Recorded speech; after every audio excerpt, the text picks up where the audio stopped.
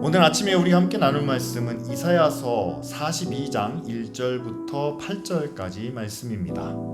나의 종을 보아라. 그는 내가 붙들어주는 사람이다. 내가 택한 사람, 내가 마음으로 기뻐하는 사람이다. 내가 그에게 나의 영을 주었으니 그가 뭇 민족에게 공의를 베풀 것이다. 그는 소리치거나 목소리를 높이지 않으며 거리에서는 그 소리가 들리지 않게 할 것이다. 그는 상한 갈대를 꺾지 않으며 꺼져가는 등불을 끄지 않으며 진리로 공의를 베풀 것이다. 그는 쇠하지 않으며 낙담하지 않으며 끝내 세상에 공의를 세울 것이니 먼 나라에서도 그의 가르침을 받기를 간절히 기다릴 것이다. 하나님께서 하늘을 창조하여 펴시고 땅을 만드시고 거기에 사는 온갖 것을 만드셨다. 땅 위에 사는 백성에게 생명을 주시고 땅 위에 걸어다니는 사람들에게 목숨을 주셨다. 주 하나님께서 이렇게 말씀하신다. 나 주가 의를 이루려고 너를 불렀다. 내가 너의 손을 붙들어주고 너를 지켜주어서 너를 백성의 언약과 이방의 빛이 되게 할 것이니 내가 눈먼 사람의 눈을 뜨게 하고 감옥에 갇힌 사람을 이끌어내고 어두운 영창에 갇힌 이를 풀어줄 것이다. 나는 주다. 이것이 나의 이름이다. 나는 내가 받을 영광을 다른 사람에게 넘겨주지 않고 내가 받을 찬양을 우상들에게 양보하지 않는다. 아멘. 오늘 말씀의 제목을 저는 하나님의 욕심이라고 잡았습니다. 왜냐하면 마지막 절에 하나님께서 자신이 받을 찬양과 영광을 다른 사람이나 우상에게 양보하지 않는다. 그러니까 양보하지 않으시니까 그것만큼은 내 거다라는 그런 하나님의 욕심이죠. 그런데 하나님께서 이건 내 거다라고 말씀하시기 전에 1절 말씀을 보면 내가 한 사람을 너희들에게 보낸다라고 말씀하십니다. 내가 나의 종을 보낸다. 그러니까 그를 보아라 라고 말씀하시는 거죠. 근데 그 종이 누굽니까? 그는 내가 붙들어주는 사람이고 내가 택한 사람이고 내가 마음으로 기뻐하는 사람이다. 그리고 나는 그에게 내 영을 주었다 라고 이렇게 말씀하십니다. 누구죠? 예수님이죠. 하나님의 아들을 종으로 세상에 보내셨다라고 말씀하시는 겁니다. 하나님은 자기의 영광을, 자기의 찬양을 먼저 주장하시기 전에 하나님은 가장 귀한 자기 아들을 먼저 우리에게 보내주셨다는 겁니다. 뭘 위해서요? 우리를 구원하시기 위해서. 우리를 하나님의 자녀로 만드시기 위해서. 가장 큰 사랑을, 가장 큰 은혜를 먼저 우리에게 베풀어 주시고 난 후에 8절에 나는 나의 이름, 나는 너희의 주다 라는 그 이름과 내가 받아야 할 찬양과 영광을 다른 누구에게도 양보하지 않겠다라고 말씀해 주고 계시죠. 여러분, 창세기에도 보면 그런 말씀이 나옵니다. 아담과 하와를 만드시고 난 다음에 하나님께서 뭐라고 말씀하십니까? 너희는 땅에 충만하라. 땅을 정복하고 땅을 다스려라. 아담과 하와가 한 일이 뭐가 있어요? 여러분 한번 생각해 보세요. 아담과 하와는요, 하나님께서 창조하신 이후에 그들이 한 일은 아무것도 없습니다. 그런데 하나님께서 그들을 축복해 주시는 거예요. 땅을 정복해라. 땅을 다스려라. 땅에 충만하라.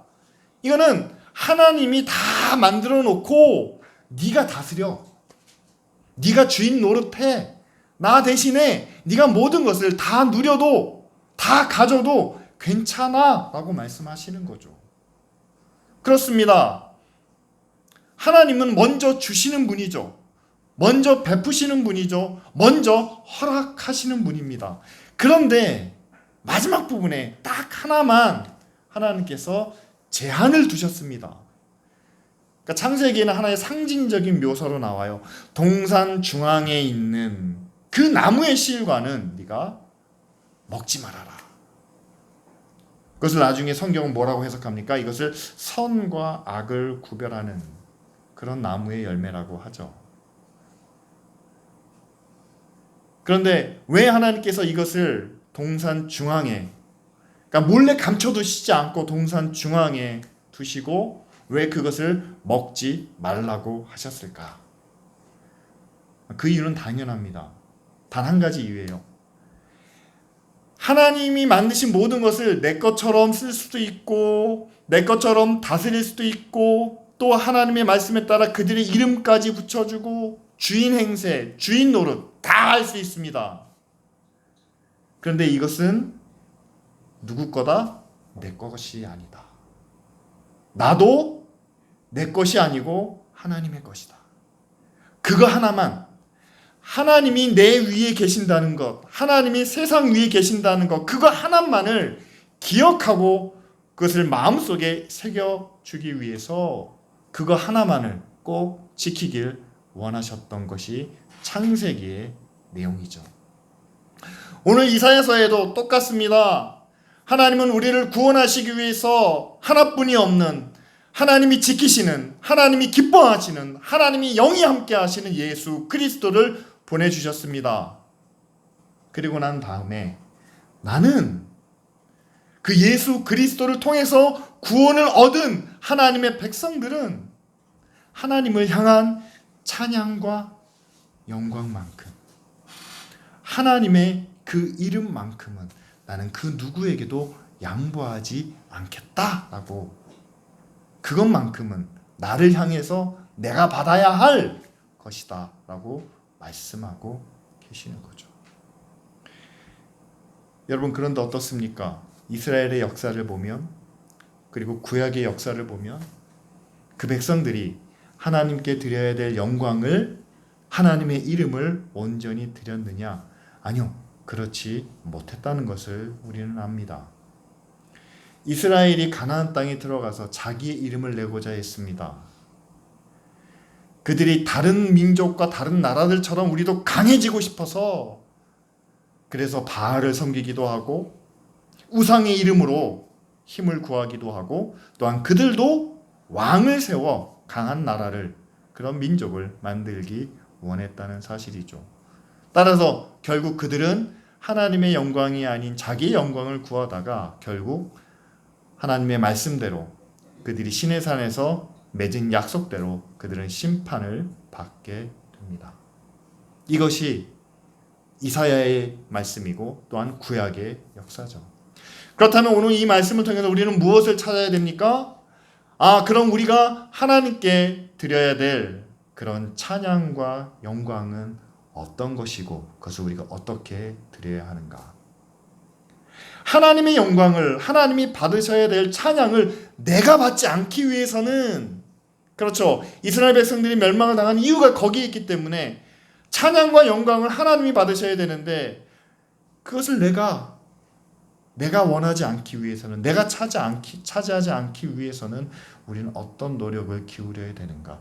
오늘 말씀을 통해서 우리가 함께 생각해 보기 원합니다.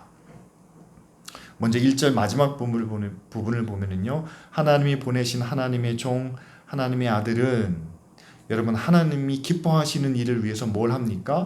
뭇 민족들에게 공의를 베풀 것이다 라고 이렇게 말씀을 하죠. 성경에 보면 공의는 하나님의 성품일 뿐만 아니라 하나님의 영광을 나타내고 또한 하나님께 기쁨이 된다는 것을 말씀합니다.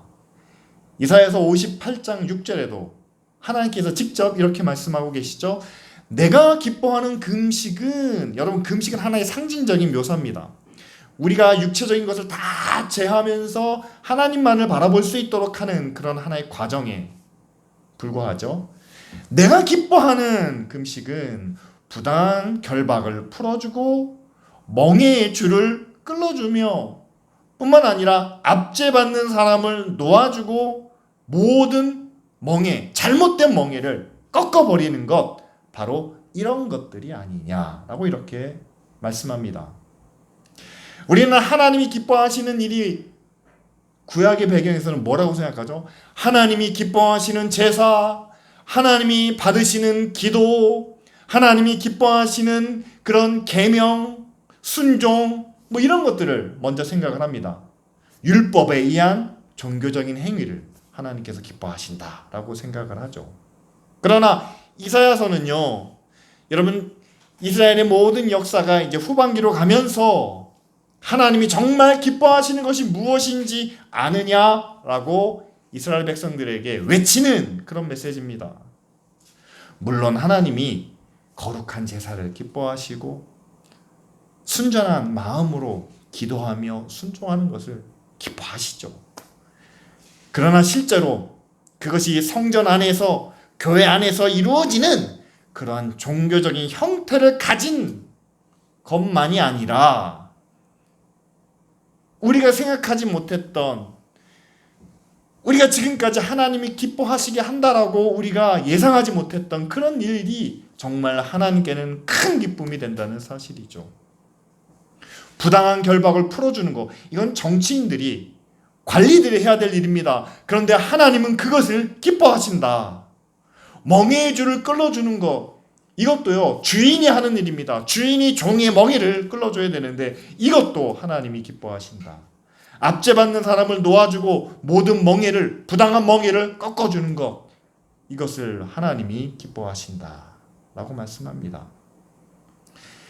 성전 안에서만 이루어지는 일이 아니죠. 이거는 온전히 세상 가운데서 이루어지는 일입니다. 하나님 앞에서 우리가 종교적으로 거룩한 모습을 나타내는 것이 아니라 이건 사람과 사람과의 일입니다. 사회적인 구조 안에서 관리들과 그 밑에서 일하는 사람, 주인과 종, 강자와 약자, 가진 자와 가지지 못한 사람들 사이에서 일어나는 일입니다. 하나님은 그 모든 관계 속에서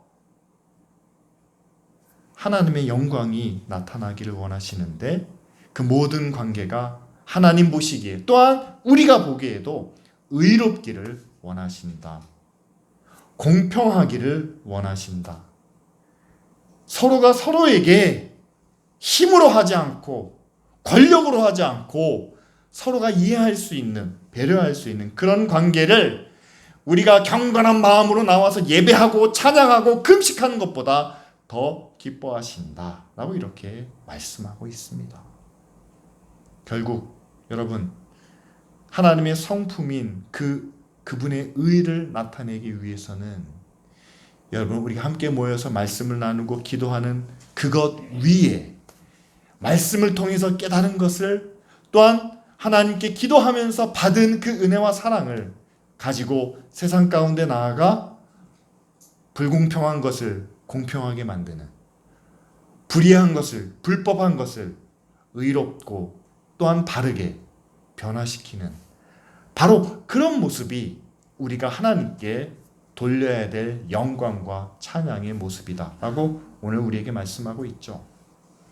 자, 이렇게 이야기하다 보니까요, 여러분, 하나님의 영광을 돌리기 위해서는 세상의 불의한 것을 바꿀 수 있는 힘이 필요합니다.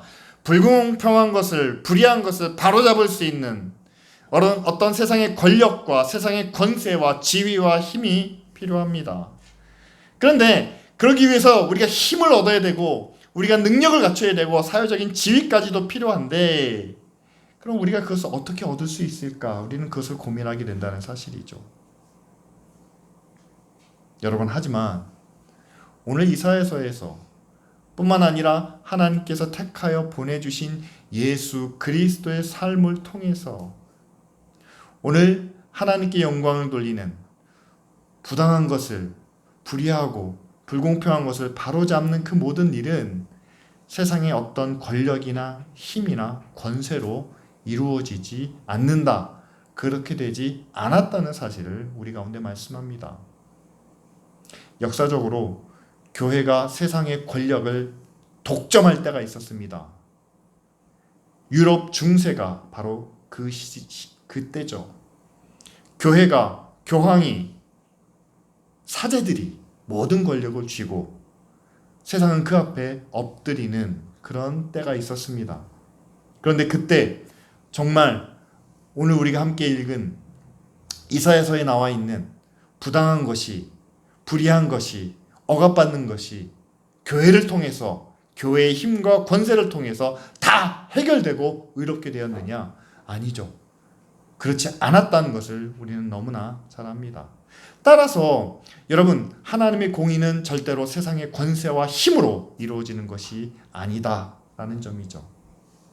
그리고 오늘 우리가 함께 읽은 말씀 2절과 3절을 보면 하나님이 기뻐하시는 그 하나님의 종도 어떤 힘으로, 어떤 권력으로 그 일을 행하지 않는다라고 말씀합니다.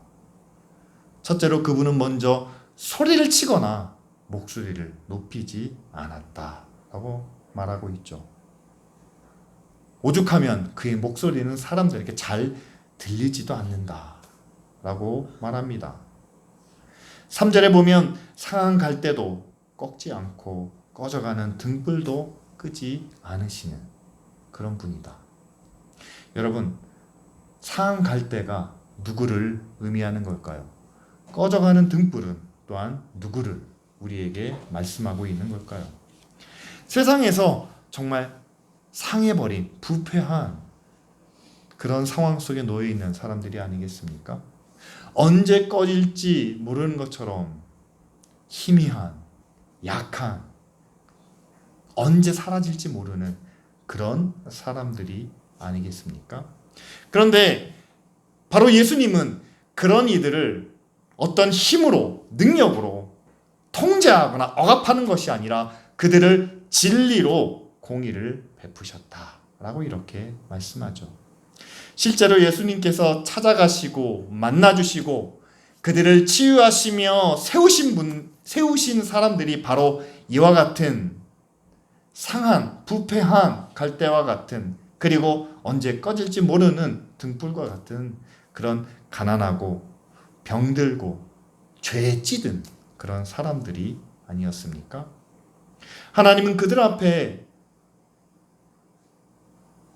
사랑을 나타내셨습니다. 또한 그들 앞에 하나님의 긍휼을 보여주셨습니다. 그들 없는 건강하고 밝고 힘있는 사람들이 함께 만들어가는 세상이 아니라 상한 갈대와 꺼져가는 등불과 함께 오히려 그들을 위하여 하나님이 만들어 가시는 그런 세상을 예수 그리스도는 전하고 또한 증거하고 계신다는 사실이죠. 여러분, 얼마 전에 이제 학교 안에서의 어떤 중요한 이슈가 생겼습니다.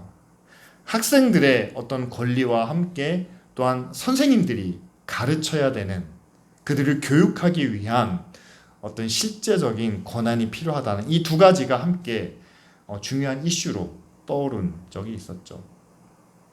여러분, 우리 사회는 지금 어떤 구조인지 아십니까? 경찰과 검찰 그리고 어떤 법 제도 안에서 불의한 사람이 있고 잘못한 사람이 있고 문제를 또한 악을 행한 사람이 있으면 그들을 따로 격리 조치하는, 거기가 바로 교도소라는 곳이죠. 그 안에서 교정을 한다고 합니다. 사람을 바로잡는다고는 합니다. 그러나 교정의 의미보다는 그들을 따로 구분해서 관리하는, 그들이 더 나쁜 짓을 하지 못하도록 그들을 가둬두는 역할을 하는 것이 바로 교도소입니다. 세상은 그렇게 의의를 실천하려고 합니다. 나쁜 일을 했어? 그럼 너는 절로 가. 잘못한 일을 했어? 너는 이 사회에서 함께 살아갈 권리가 없어 라고 따로 제한을 두는 거죠. 그런데 그렇지 못하는 곳이 하나 있습니다. 어디입니까? 학교죠. 학교는 학생이라고 이름 붙여진 모든 사람들이 함께 교실에 있어야만 합니다. 선생님의 말을 듣지 않아도, 누군가에게 해를 입혀도 학교 바깥으로 쫓아내는 일은 가급적 하지 말아야 하는. 그러니까 학생들은 어떻습니까?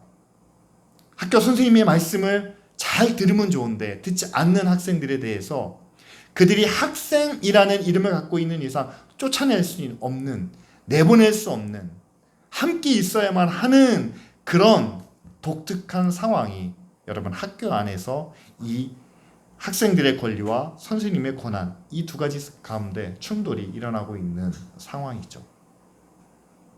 저는 여러분들에게 여러분 교회는 어떤가 라고 말씀드리고 싶습니다. 우리는 어떤 교회를 만들어 가야 될까요?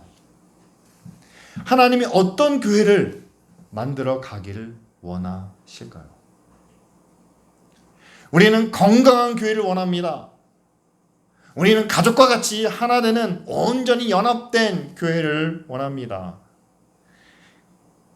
그리고 우리는 많은 사람들이 보기에, 누가 보기에도 아름답고 또한 굉장히 긍정적이고 힘이 있고 자랑할 것이 많은 그런 교회를 원합니다. 다시 말하면 만약에 우리 교회 안에 상한 갈대가 있으면 우리는 그 갈대를 감추거나 어디 한 곳으로, 좀 보이지 않는 곳으로 코너에 몰아놓기를 원하고, 꺼져가는 등불이 있다면 근데 아직까지 타고는 있어요. 근데 꺼져갈 때 뭐가 납니까? 그을음이 나잖아요. 연기가 나잖아요. 주변 사람들을 괴롭게 합니다. 그렇다면 그냥 아예 꺼버리기를 원하는. 그러나 여러분, 주님께서는 그것을 끄지도 않으시고 또한 그것을 꺾지도 않으신다라고 말씀하시죠. 우리 안에 상한 갈대가 있다면 하나님은 그것을 끝까지 그대로 지키시기를 원하십니다. 꺼져가는 등불도 그을음이 나고 연기가 나더라도 하나님 그것을 끝까지 유지하기를 원하십니다. 우리가 비록 큰 소리나 대단한 찬양이나 영광이나 사람들이 보기에 뭔가 대단한 그 무엇을 나타내지는 않는다 하더라도 하나님이 원하시는, 하나님이 기뻐하시는 교회는 상한 사람도 꺼져가는 사람도 끝까지 함께 지켜나가는, 여러분, 그런 교회를 하나님이 원하신다라는 사실이죠. 학교 안에서 교사들이 원하는 것은 정말 이 학생들이 함께 선생님을 통해서 많은 것을 배우고 경험하고 깨닫기를 원합니다. 그런데 거기에 함께하지 못하는 학생들이 있을 때 그 학생들을 어떻게 해서든지 학교 안에서 지켜나가는 것이 학교의 원래 목적이고 본분이죠. 교회도 마찬가지입니다. 여러분, 모든 성도가 다 같은 마음이겠습니까? 모든 사람이 다 건강하겠습니까? 모든 사람이 다 바른 마음과 뜻을 가지고 있겠습니까? 그렇지 않은 가운데서도 하나님께서 택한 사람이라면, 하나님께서 구원하고자 하는 사람이라면 그와 끝까지 함께 가는 것이 바로 세상의 의를 나타내는 것이고, 또한 그 의를 통해서 우리가 하나님께 영광을 돌릴 수 있다라는 사실이죠. 여러분, 예수님께서 병을 고쳐주시고 또한 귀신을 쫓아내기도 하시고 뿐만 아니라 예수님께서 직접 찾아가 만나 주신 사람들이 있습니다. 어떤 사람들인지 제가 몇 가지만 예를 들게요. 성경에 보면 간음하다가 잡혀온 여인이 있습니다. 바리새인들이 잡아온 거죠. 과연 이 죄인을 예수님이 어떻게 대하실지. 모세 율법에 의하면 간음하다가 현장에 잡히면 돌로 쳐서 죽이게 되어 있습니다. 과연 사랑을 이야기하는 예수님이 정말 이 여인까지도 사랑하셔서 그 죄를 용서해 주실지, 그렇다면 그건 율법을 어기는 행위가 되겠죠. 아니면 율법을, 유대인으로서 그 율법을 존중하는 그런 모습으로 여인에게 돌을 던져서 그 심판을 받게 하실지. 그 상황에 한 여인이 끌려왔습니다. 예수님께서 처음에는 아무 말씀도 하지 않으셨어요. 그리고 바닥에 무슨 글을 쓰셨습니다. 그리고 그 여인을 끌고 온 많은 바리새인들과 유대인들을 향해서는 이렇게 큰 소리로 외치시죠. 누구든지 죄 없는 사람이 저 여인을 먼저 돌로 치라 라고 외치셨습니다. 그러자 한 사람씩 자리를 뜨게 되죠. 그리고 모든 사람들이 거의 사라진 후에 예수님은 조용히 그 여인에게 다가가 아마 이렇게 속삭이셨을 겁니다. 나도 너를 정죄하지 않는다. 다시는 죄를 짓지 말아라. 이거를 마치 연설하듯이 강한 어조로 다시는 죄를 짓지 말아라 라고 말씀하셨을까요? 아니죠. 이미 정죄받은 여인이기 때문에 예수님은 정말 작은 소리로 다시는 죄를 짓지 말아라 라고 하면서 그 여인의 마음을 움직이셨을 겁니다. 중풍병으로 누워있던, 오랫동안 누워있던 환자가 예수님 앞에 나왔습니다. 그러자 예수님께서 그 환자에게 뭐라고 말씀하십니까? 너의 죄사함을 받았느니라 라고 이렇게 말씀하시죠. 자, 이 말을 듣고도 많은 유대인들이 이야기합니다. 저 사람이 누군데 사람의 죄를 용서한다 라고 말할 수 있느냐. 그것은 하나님만이 하신 일인데 저 사람은 신성모독을 하고 있는 것이 아니냐 라고 떠듭니다. 그러니까 그들을 향해서는 예수님께서 담대하게 말씀하시죠.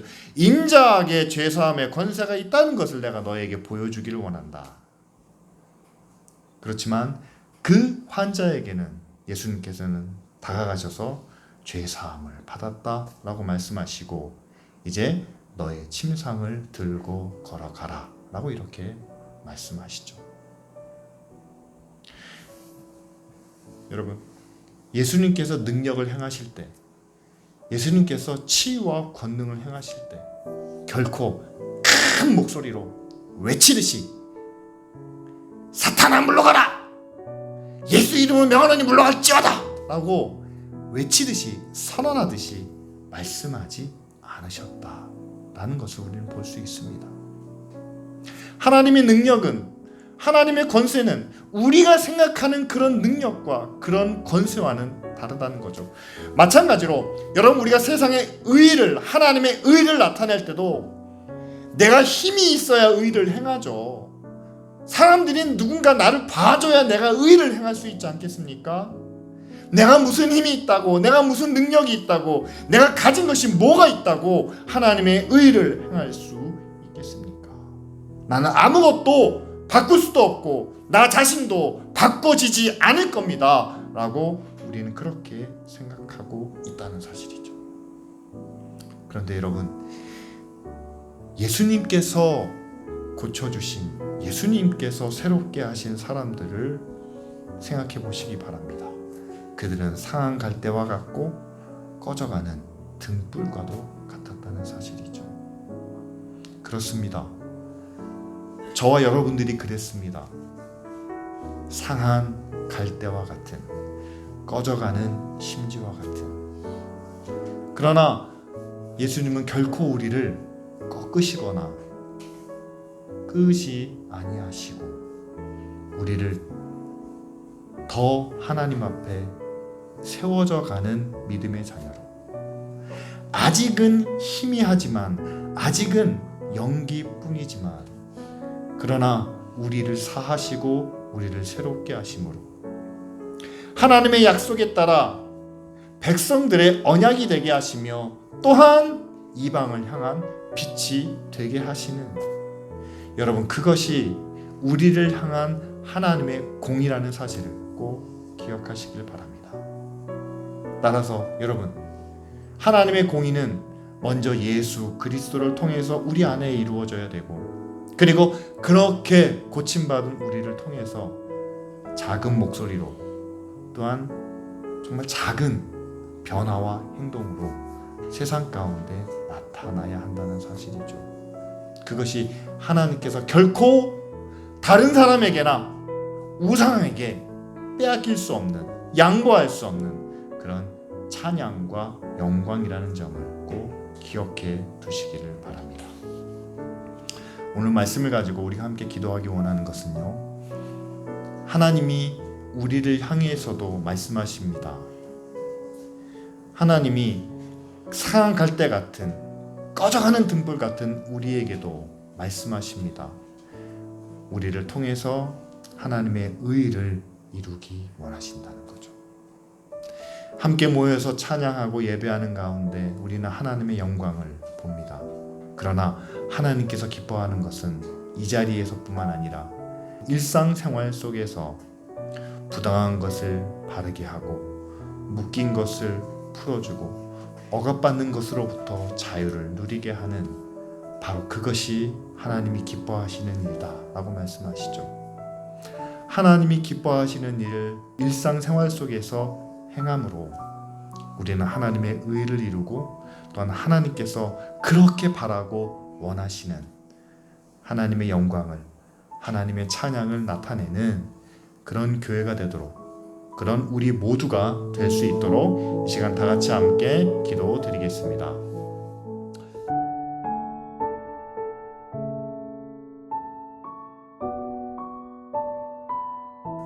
우리를 구원하시기 위해서 예수 그리스도를 이 땅 가운데 보내시고 뿐만 아니라 그분의 보혈과 십자가의 고난을 통해서 우리를 하나님의 자녀로 삼아주신 것을 감사합니다.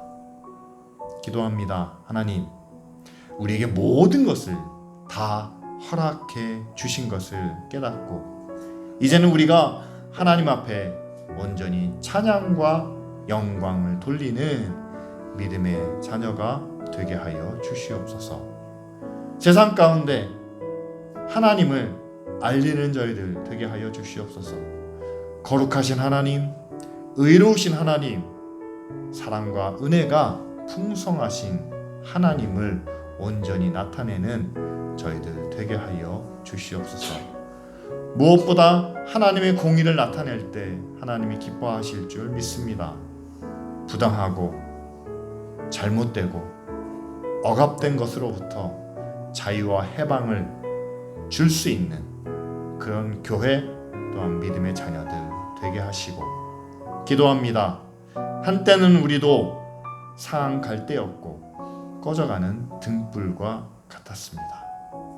그런 우리를 예수 그리스도의 이름으로 세상의 빛으로 세상의 소금으로 삼아 주셨사오니 아버지 하나님, 상한 갈대와 꺼져가는 등불을 나무로 여기며 그들을 배제하는 교회가 아니라 그들을 위하여 그들을 향하여 나아가는 교회가 되게 하여 주옵소서. 예수 그리스도의 이름으로 기도합니다. 아멘.